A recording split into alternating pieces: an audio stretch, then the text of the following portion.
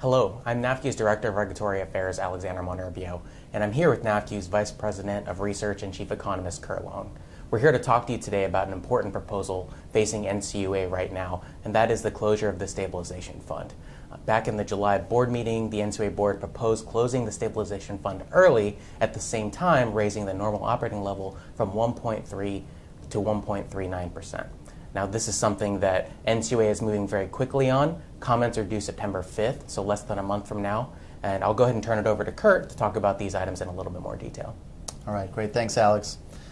So as we think about the potential impact of closing the Stabilization Fund, the first thing to note is that if the fund is closed, all of the assets and liabilities get rolled into the Share Insurance Fund. So where do we stand with respect to the Share Insurance Fund? Well, at the end of 2016, the NCUA board announced a premium range for 2017 of 3 to 6 basis points. Now, it's important to note that the equity ratio for the Share Insurance Fund is not yet at a level that would require the NCUA board to charge a premium this year.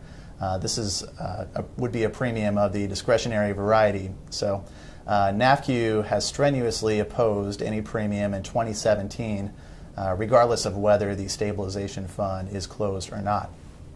However, in the event that the fund is closed, that would boost the equity of the Share Insurance Fund to a level where a premium would not be required in 2017. In addition to that, NCUA has projected that the equity ratio would rise by an estimated 22 to 24 basis points. So not only would that be enough to get the equity ratio back to the current normal operating level of 1.3%, but it would provide an excess which would be returned to credit unions in the form of a dividend. Right now, that is estimated to be somewhere in the 15 to 17 basis point range. However, as Alex mentioned, if the NOL is raised to a level of 1.39% per NCUA's proposal, that would eat into the dividend that credit unions would receive. And so that ultimate dividend is only projected to be 6 to 8 basis points if that NOL is raised to 1.39%. Now, the raising of the NOL is an interesting issue in and of itself.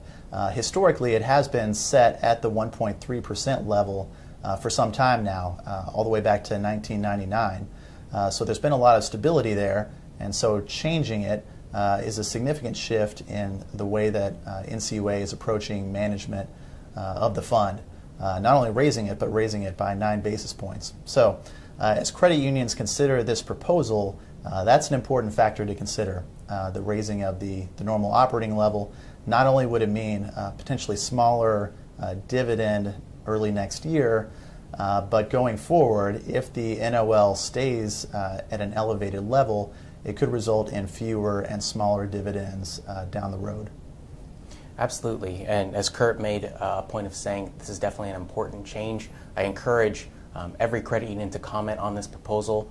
As I mentioned before, comments are due September 5th, but I encourage you to submit your comments early so that they're fully considered by the board, as the board is moving very quickly on this issue. To assist you in your comments, NAFCU has provided a number of resources on the NAFCU website, including a regulatory alert which breaks down the proposal, and a deep dive analysis so you can get a sense of the issues involved, as well as a comment letter template and talking points document. So those are available on the NAFCU website. Again, I encourage you to comment. Thank you.